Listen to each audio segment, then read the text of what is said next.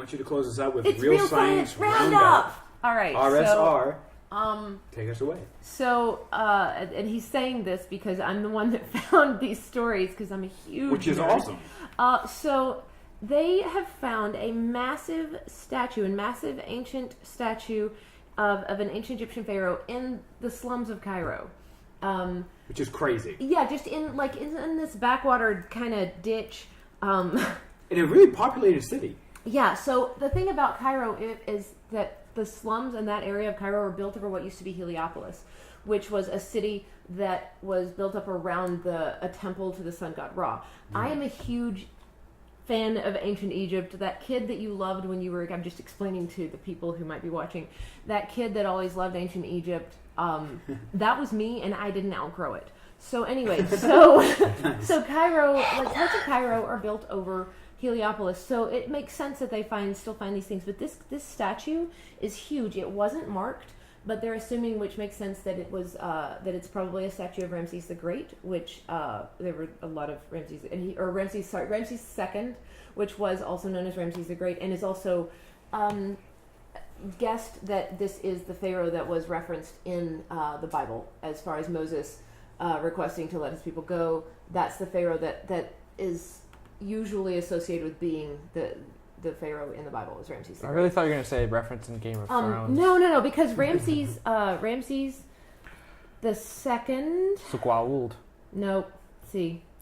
Right. He ruled for, I think, was it 60 years?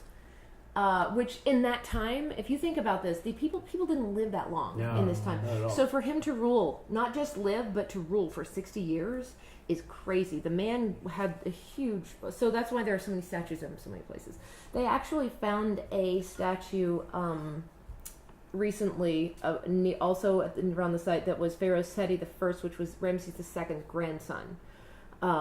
So that's, anyway, so I just think it's cool. They're still finding these things, which makes me so happy. I want to go join these digs. I want to join these excavation parties and go dig things up, but I'm pretty sure I'm not at all qualified. Yeah, you are. I'm not, but I would happily go cover it for LuZo. Yeah, I'm happy to do that. Neither is Draco Malfoy in The Flash, and he did it. I have a quick question on that, though. Quick question. Yes. Do you subscribe to the popular theory that the pyramids were built by aliens? I'm not saying it's aliens. We need an official It's aliens. Wait, hold on. I'm not saying it's aliens. I gotta make my hair crazy. Yeah. Anyway, honestly, I was waiting for if you look at the pyramids, and I don't know if you've ever looked at how they were, what they're made out of, and the size. Well, no, I'm talking about look at the size of those. It's insane. I honestly just. It is amazing to me that the Egyptian. This is part of why I never outgrew this. The Egyptian culture and the ancient Egyptians, not only did they manage such feats of construction as the pyramids, these huge obelisks, the Sphinx, all of these things, which is insane. They were also quite advanced in science and medicine, and in math. So it's really the society was very advanced. Whether or not that is alien intervention, or if honestly it's just something that kind of died out over time because it wasn't as well documented. It was thousands of years ago. The biggest problem with the Egyptians is the same thing that you run into with the Roman Empire, is that they intermarried. And they ended up kind of going crazy.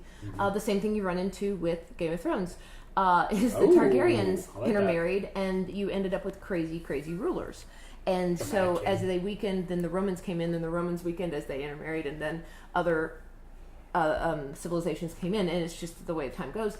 And so because they were so far back, and maybe they didn't document things in the same language and in the same method that things were documented a little further in the future, we lost a lot of what they knew. And as we go back and find it, we see that they had that knowledge, and it's kind of crazy to see. Anyway, I'm going to stop nerding. We had one more. One more. While you look that up, we know how they built the pyramids. Apocalypse. So anyway. Duh. We have one other thing in the Real Science Roundup thing, which is this is just short. I found this and I was like, this is hilarious because I don't know if everyone knows that I also like to nerd out about Matt Damon. That's not nerding out. No, and Michael Fassbender shirtless. No, I like Matt Damon clothed more than I like a shirtless Michael Fassbender. How? I love Matt Damon. He's awesome and he's hilarious to watch, and he's just, I think, a really good actor, and I really enjoy it. From What's the Kid? I found this article. This was on Gizmodo about. It says Matt Damon might have been right about potatoes on Mars. So of course I'm going to read the article because Matt Damon was right, although it wasn't Matt Damon. But apparently, there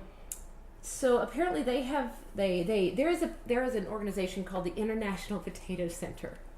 Oh, that's amazing. Yes, the International Potato Center. Potato heads. So the International Potato Center has been working on a project to grow potatoes using super dry soils from the Peruvian desert, which apparently are the closest thing to mimicking Mars and the soils from Mars. Now, clearly there are some pretty harsh environmental aspects that they're not able to take into account, though if they were to grow it in a habitat similar to the one created by Matt Damon in The Martian, then it wouldn't be quite as harsh. It wouldn't be quite as, you wouldn't be subjected to the temperatures and the environment the way that they would be on if they were just left out. But yes, so they were actually succeeded in growing potatoes in this environment, in the super dry soil, without, a lot of extra, like using a fertilizer similar to, because in the movie The Martian, Matt Damon used his own refuse to...